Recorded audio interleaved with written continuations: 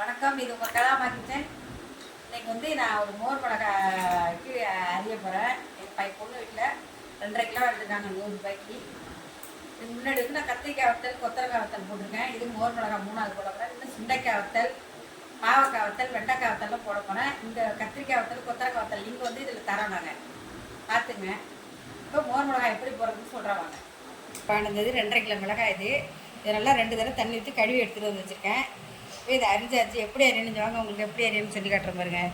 இந்த காம்பை அரிஞ்சிட்டு காஞ்சி இருப்பாங்கனால இந்த காம்பை அரிஞ்சிட்டு அதே இப்படி பிடிச்சிட்டு தொட்டுக்கலாம்.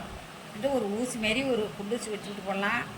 இந்த மாதிரி இது அவ்வளோதான், ரொம்ப ஈஸி. கத்தி வச்சுன்னா லேட்டாகும். அப்படி இல்லையா, இப்படி அரிஞ்சு விட்ருங்க, அவ்வளோதான். முனையில் அரிஞ்சு விட்ருங்க, அவ்வளோதான். நான் அப்படியே குத்தி தான் போட்டிருக்கேன்லாம். அவ்வளோதான், ஈஸியாக இதை அரிஞ்சாச்சு. பருத்தி அருவாமனைலாம் கொஞ்சம் இதாக இருக்கும், இதை ஈஸி. அது கொஞ்சம் கஷ்டமாக இருக்கும். இதை அரிஞ்சு அப்புறம் அதை அறியணும். இது இப்படியே காம்பு அரிஞ்சிட்டு ஒரு குத்து தான், அவ்வளோதான். அது மாதிரியே உப்பு மோரெல்லாம் உள்ளே போயிடும். இன்னைக்கு ஊற போட்டு நாளைக்கு காய வைக்கலாம். தயிர் சாதத்துக்கு தொட்டுக்கலாம், கம்பம் கூழுக்கு தொட்டுக்கலாம், கேடுவரவு கூழுக்கு தொட்டுக்கலாம், பழைய சாதத்துக்கு தொட்டுக்கலாம். சூப்பராக இருக்கும் பழைய சாதத்துக்கு. இந்த வெயிலுக்கு கடையில் வாங்கினா ஒரே உள்ளே பார்த்தீங்கன்னா நெருந்த உப்பாகவே இருக்குது. அதனால் அது சாப்பிட்டா உடனே உடம்புக்கு ஆகாது. உப்பு இருக்குதுன்னா பிபி தான் ஏறும்.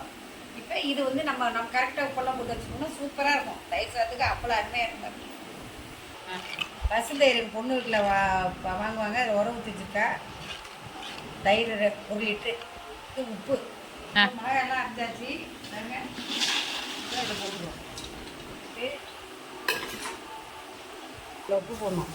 1 கிலோவுக்கு, இது 2வது கிலோவுக்கு, இது 1/2 கிலோ ஊற்றுறேன்.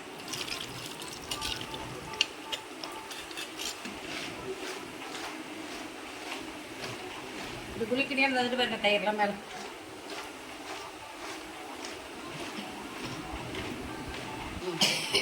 அவ்வளோதான். இனிமேல் இது ஒரு 2 அளவுக்கு ஊறணும்னா வெயிலில் காய வச்சுட்டா வெள்ளை வெள்ளையன்னு வந்துடும் மிளகாய்.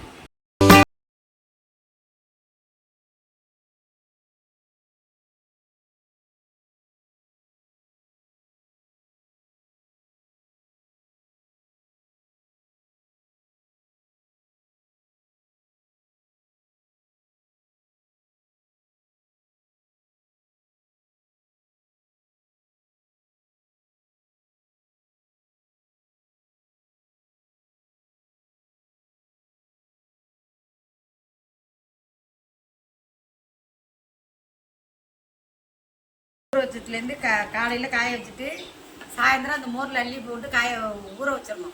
3 நாளைக்கு அது மாதிரிட்டு மோர் எல்லாமே இழுத்து போயிது. மறுபடியும் உரைக்காது. அப்படி இருந்தால் இல்லைன்னா ஒரே காரம் அடிக்கும். அதுமாரி காய வச்சு அள்ளி இந்த வரைக்கும் முருன்னு அள்ளி வச்சுருக்காங்க பாப்பா.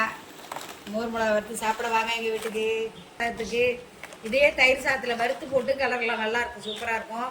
மிளகா வந்து கம்பங்கூழ், கேழ்வரகு தூள், தயிர் சாதம், பழையது எல்லாத்துக்கும் நல்லாயிருக்கும்.